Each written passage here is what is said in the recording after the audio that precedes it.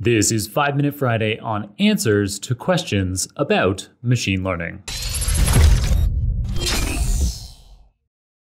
For 5 Minute Friday a fortnight ago, I provided a summary of the various methods of undertaking my deep learning curriculum, be it via YouTube, my book, or the associated GitHub repo. Then, for 5 Minute Friday last week, I similarly detailed the various methods of undertaking my foundations of machine learning content, which covers all the subject areas that underlie a firm understanding of ML, namely linear algebra, calculus, probability theory, and computer science. Recently, the wonderful folks from the Open Data Science Conference asked me 5 questions about machine learning in general and about these curricula of mine in particular, and they published my answers on their blog. Given that ODSC thought that this Q&A might be interesting for their data science audience, I thought that perhaps you might be interested in hearing my answers to their 5 questions as well. Their first question was why the content I've released so far has specifically focused on deep learning and the foundational subjects underlying machine learning.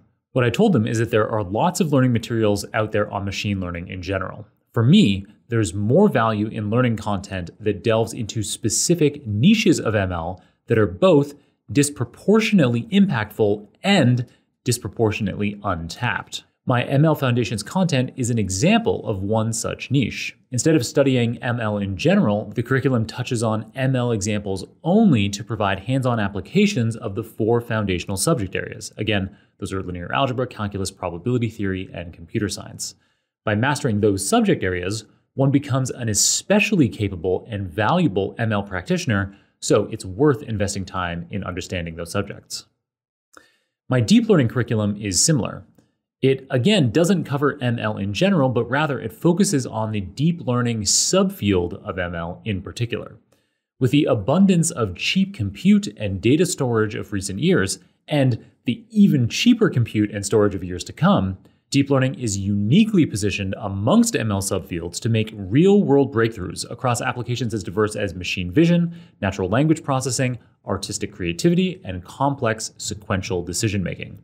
Again, an area of ML especially worth understanding because of its capacity to be so vastly impactful in the years to come. All right, so that was their first question. Their second question was, would you consider deep learning to be an advanced data science skill, or is it approachable to newcomers or novice data scientists? So the good news here is that following particular pedagogical approaches like mine, which is visual, intuition-focused, and hands-on, deep learning becomes approachable to novice data scientists. So while deep learning is an advanced skill with state-of-the-art applicability, you don't necessarily need to be a highly experienced data scientist to make outstanding practical use of it. All right, so that was question 2.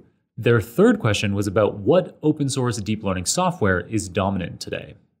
I let them know that after a few years of catching up, in 2021, PyTorch finally overtook the TensorFlow-Keras combination as the most popular library for architecting and training deep learning models. In the show notes, you'll find a link to my recent talk on the relative strengths and weaknesses of these libraries, PyTorch, TensorFlow, and Keras, for a sense of which to use or learn about first, depending on your application needs.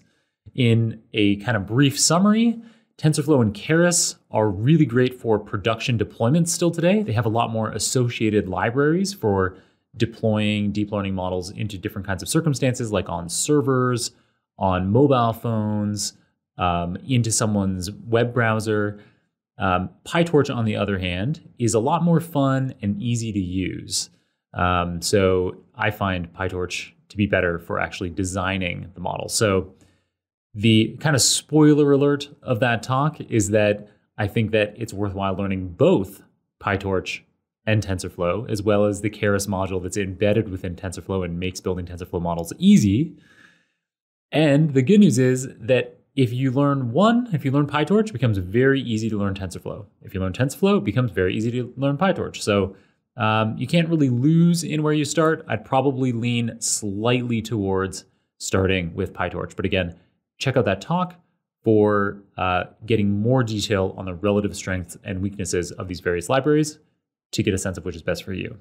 Nice. All right, and then their penultimate question was on what open source software I'm looking forward to using more. For this, my answer is PyTorch Lightning. which is enticing as a lightweight wrapper around PyTorch code for easily scaling up models to training on lots of data or to deploying large models into performant production systems. Finally, they asked me about a case study where I've used deep learning in practice. Well, at my day job at Nebula, we use deep learning to quote unquote understand natural language on resumes and in job descriptions in order to automate human resources workflows, thereby enabling talented people to land the right opportunities for them more rapidly than is otherwise possible. This is because this kind of natural language understanding goes far beyond what you can do with keywords alone. If you're interested in getting a lot of detail about this particular idea of natural language understanding and how I use deep learning to evoke natural language understanding for this particular human resources application, then you can check out a detailed webinar that I gave. A link to that is in the show notes as well. All right, I hope you found the answers to those questions from the Open Data Science Conference to be informative. If you'd like to stay up to date on releases of anything I'm working on, currently I am releasing more content from my Machine Learning Foundations curriculum. Then you can sign up for my email newsletter on johnkrohn.com. Also, don't be shy. If you ever have questions about machine learning or data science that you'd like me to answer, then tag me in a LinkedIn or Twitter post about the question. And yeah, maybe in a future 5-Minute Friday, I will answer that for everyone.